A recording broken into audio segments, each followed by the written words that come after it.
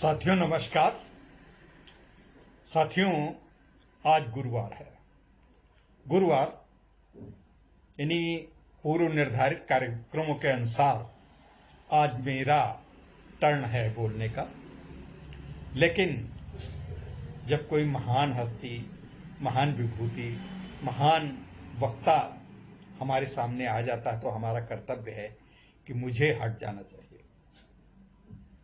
और मैं अपना स्थान अपने प्रिय अनुज कहें, अपने मित्र कहें, ऐसा मित्र, ऐसा अनुज जो पूरे देश में बहुत बड़े साहित्य जगत का एक चमकता हुआ हस्ताक्षर है, उदीयमान हस्ताक्षर। कहानियां जिसके उनको मुक्तक सम्राट का खिताब मिल चुका है, बहुत सारे दर्जनों साहित्य मंचों पर विभूषित रहने वाले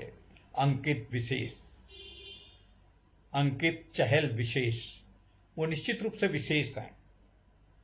और उनकी कहानी आज हम आपको, अभी तक आप सुधा सिंह की कहानियां पढ़ते रहे और उनको बड़ा सम्मान दिया, उनको बड़ा लोकप्रियता मिली है और कहानियों को इस तरीके से उन्होंने प्रस्तुत किया है जैसे लगता है कि कहानी जी जा रही हो, कहानी हमारे सामने लाइव चल रही हो। तो उसी लोकप्रियता को और आगे हम बढ़ाना चाहते हैं एक नए कहानीकार के रूप में। ये अब से नया एपिसोड शुरू हो रहा है और ये हर गुरुवार को कहानियां अंकित विशेष सुनाएंगे। बिल्कुल अलग तरीके की कहानियां, कभी कविताएं होंगी, कभी रिपोर्टिंग होगी, कभी कुछ वो वार्ता भी करेंगे। बहरहाल वो आगे से आपको अपनी कहानी से पहले और कहानी के बाद दो मुक्तक भी सुनाएंगे। मुक्तक उनके जन सामान्य की पीड़ाओं का एक दर्पण है, आईना है, जो हमारी भावनाओं को दिग्दर्शित करता है, हमें दिखाता है, हमें सुनाता है अपने दिलों की आवाज, अपनी वेदनाओं का प्रस्फुटन। तो मित्रों, आज कहानी है एक ऐसे बच्चे के ऊपर जिसको आप सुनेंगे, जो बच्चा आइसक्रीम मांग रहा है और वो उस गरीब दंपति का बच्चा है जिसके पास पैसे नहीं, चल देता है, फिर किसी तरीके से उसका आइसक्रीम खाने को मिलती है। अभी देखेंगे क्या होता है। लेकिन उस तृप्ति को, उस संतुष्टि को जो इस कहानी में व्यक्त किया गया है, वो बड़े बड़े लाखों, बड़े बड़े करोड़ों कमाने वाले भी नहीं प्राप्त कर सकते। तो मित्रों, इस कहानी को आप देखिए। और मित्रों, एक आपसे अनुरोध है, एक आपसे निवेदन है कि इस कहानी को पूरी सुनने के बाद प्रिय जनों, अपने इस प्रिय लेखक को, अपने इस प्रिय वक्ता को आप अपनी कहानियों से कहानियों के प्रति अपनी प्रतिक्रिया से भी अवगत कराएंगे। मित्रों, हम आपके बड़े आभारी रहेंगे और इस कहानी को इतना प्रेम प्यार दीजिए, इतना स्नेह दीजिए कि ये कहानी आपके दिलों में उतरती हुई लेखक को भी लगे कि हाँ, आपके दिलों में उसने स्थान बनाया है। अंकित विशेष जी स्वयं दिव्यांग हैं, दोनों पैरों से चल नहीं पाते हैं, बैठ के चलते हैं। जब मंचों पर वो जाते हैं तो वो व्हील चेयर से नहीं, बैठ के ही जाते हैं। उन्होंने कहा कि हम सामान्य व्यक्तियों का प्रतिनिधित्व करते हैं, सामान्य व्यक्तियों ने सामान्य दिव्यांगों का, तो मैं कोई विशेष दर्जा प्राप्त नहीं करता। इतना बड़ा लेखक, इतना बड़ा वक्ता, इतना बड़ा कहानीकार, इतना बड़ा शिल्पकार, रचनाकार, अपनी कलम की तूलिका से शब्दों का चित्रण करके जिस प्रकार से मुक्तक को आपके सामने प्रस्तुत करता, मुक्तक की भावाभिव्यक्ति देखिए, देखन में तीखे लगे घाव करें गंभीर। इसी प्रकार से इनके जैसे दोहे रहीमदास जी के होते, वैसे इनके मुक्तक भी होते हैं। खैर, आज तो मैं मुक्तक आपको नहीं सुनवा पा रहा हूं, आज आपको एक कहानी आइसक्रीम सुनवाने जा रहा हूं। मित्रों, बहुत प्यार दीजिएगा, मेरी इज्जत रखिएगा, मेरा सम्मान रखिएगा। इस कहानी के भाव को अंगीकृत करेंगे तो आपको एक विशेष अनुभूति मिलेगी और मैं वादा करता हूं अच्छी से अच्छी कहानियां। ये उपन्यास भी आपको इसी चैनल पे एक उपन्यास बड़ी कहानी, वो जो सीरियल में चलेगी आगे निकट भविष्य में 3-4 कहानियां हो जाएं, फिर उसके बाद उनका एक लॉन्ग कहानी, यानी जिसको उपन्यास आप कह सकते हैं, पूरा उपन्यास चलेगा। नमस्कार दोस्तों, मैं अंकित चहल विशेष आज आपके सम्मुख अपनी एक कहानी लेकर उपस्थित हुआ हूं। कहानी का शीर्षक है आइसक्रीम। यदि कहानी आप तक पहुंचे तो लाइक व कमेंट करके अपनी प्रतिक्रिया दीजिएगा, ताकि मैं और बेहतर कहानी आप तक पहुंचा सकूं। तो चलिए आइए कहानी शुरू करते हैं। कल इतवार था। इतवार को हमारे यहाँ साप्ताहिक बाजार लगता है।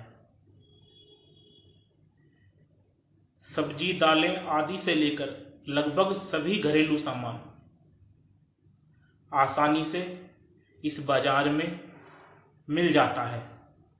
सो आसपास के लोग भी इसी बाजार में खरीदारी करने आते हैं।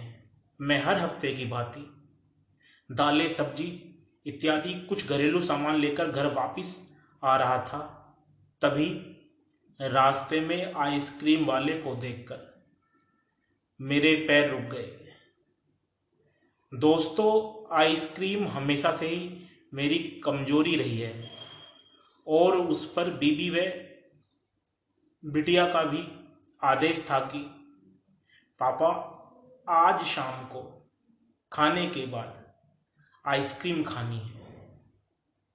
तो इसलिए भी आइसक्रीम लेकर जाना अति आवश्यक था, ताकि शाम का खाना भली भांति मिल सके। मैं आइसक्रीम वाले के पास गया।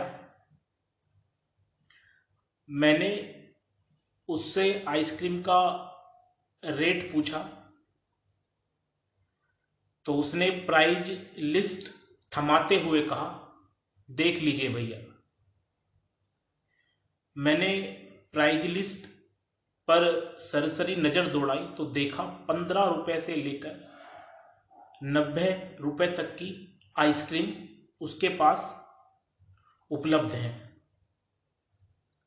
मैंने अपनी जेब से 25 रुपए निकाले और अपनी हैसियत के अनुसार आइसक्रीम लेकर वहीं उसके पास खाने लगा।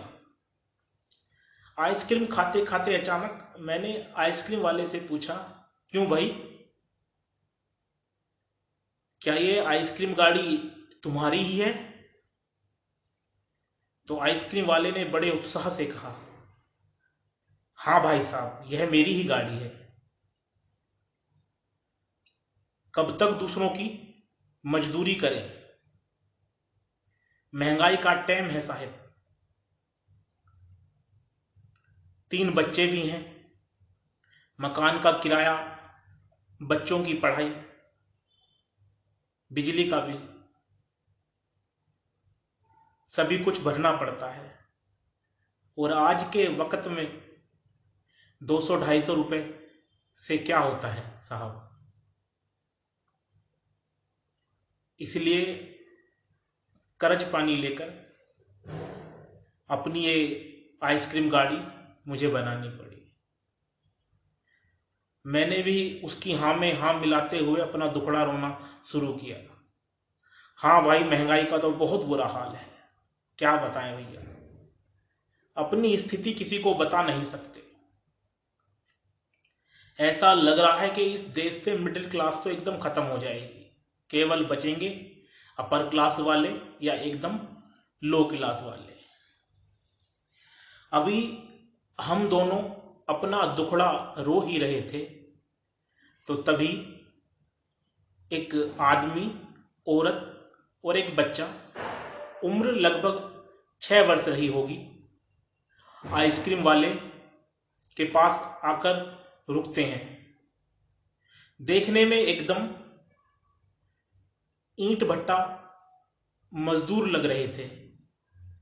क्योंकि हमारे यहाँ ईंट भट्टा कंपनियों की बहुत भरमार है और दूर दराज के लोग यहाँ पर काम करने आते हैं, तो उनकी वेशभूषा देखकर ऐसा लगा जैसे वो ईंट भट्टा मजदूर हैं। उन्होंने आइसक्रीम वाले से कहा, भैया 2 ठो आइसक्रीम दीजिए, 5-5 वाली। आइसक्रीम वाले ने उनकी तरफ भौं चढ़ाते हुए देखा और कहा कि यहाँ 5-5 वाली आइसक्रीम नहीं मिलती, 15 वाली है, लोगे?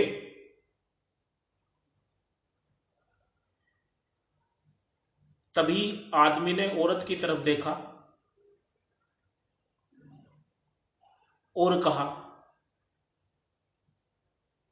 खानी है? औरत ने नहीं में सर हिलाते हुए कहा, ना खाबो, चली वे। लेकिन उनके साथ जो बच्चा था वो बार बार आइसक्रीम खाने की जिद कर रहा था। उसने मां का पल्लू खींचते हुए और बड़े उदासी भरे स्वर में कहा, आइसक्रीम।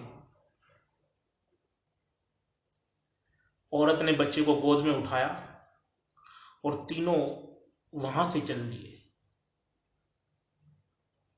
उन तीनों को देखकर मेरे मन में बहुत भाव उमड़े कि काश मैं इन्हें आइसक्रीम दिला पाता, लेकिन घरेलू सामान लेने के बाद मेरे पास इतने पैसे नहीं बचे थे कि मैं उन्हें आइसक्रीम दिला सकूं, और मुझे अपनी बिटिया के लिए भी आइसक्रीम लेकर जानी थी। तो बड़े उदासी भरे भाव से मैं वहीं खड़ा हुआ सोच ही रहा था कि तभी तीनों वापस आए और उन्होंने आइसक्रीम वाले से कहा कि 1 ठो आइसक्रीम दीजिए। और उस आदमी ने अपनी जेब में हाथ डालकर चिल्लर हिलाई, तो उसमें से कुछ 10-12 रुपए निकले और 3-4 रुपए उस औरत ने उस आदमी के हाथ में थमाए और तीनों ने एक आइसक्रीम ले ली। आदमी ने वो आइसक्रीम लेकर औरत को दी। औरत ने वो आइसक्रीम खोलकर बच्चे को खिलाई। फिर उसने वो आइसक्रीम उस व्यक्ति के होठों से लगा दी। आदमी ने एक बार आइसक्रीम चखने के बाद वो पुनः आइसक्रीम औरत के हवाले कर दी। औरत ने भी एक बार आइसक्रीम चखकर वो आइसक्रीम बच्चे के हवाले कर दी। अब बच्चा पूरी तन्मयता से उस आइसक्रीम को खा रहा था और दोनों उस बच्चे को देखते हुए आपस में बातें कर रहे थे। बातें उनकी मुझे समझ में नहीं आई क्योंकि उनकी भाषा मुझे समझ नहीं आ रही थी, लेकिन लग रहा था कि वो अपनी बच्चे की प्रसन्नता के विषय में बातें कर रहे थे। उन दोनों को देखकर मेरे मन में एक भाव उमड़ा कि हम लोग जो हैं बड़े ही अलग तरह के लोग होते हैं। हमारे पास जो होता है हम उसका आनंद उठाने के बजाय जिस चीज की हमारे पास कमी होती है उसका रोना रोते हैं। लेकिन इन तीनों को देखिए, इन तीनों ने अभावों के होने के बावजूद भी हर क्षण का कैसे लुत्फ उठाया, कैसे आनंद लिया इस क्षण का। बच्चे के आइसक्रीम खाने के बाद औरत उसे गोद में उठाकर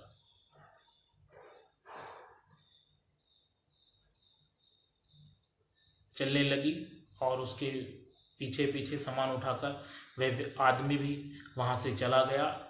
अब आइसक्रीम वाला और मैं दोनों एक दूसरे को देख रहे थे, जो अभी थोड़ी देर पहले अभावों और कमियों का रोना रो रहे थे। और यह तीनों हम दोनों को जिंदगी का एक बहुत बड़ा पाठ आसानी से पढ़ाकर जा रहे थे। तो दोस्तों, कैसी लगी कहानी? अपनी प्रतिक्रिया अवश्य दीजिएगा। बहुत बहुत धन्यवाद। नमस्कार।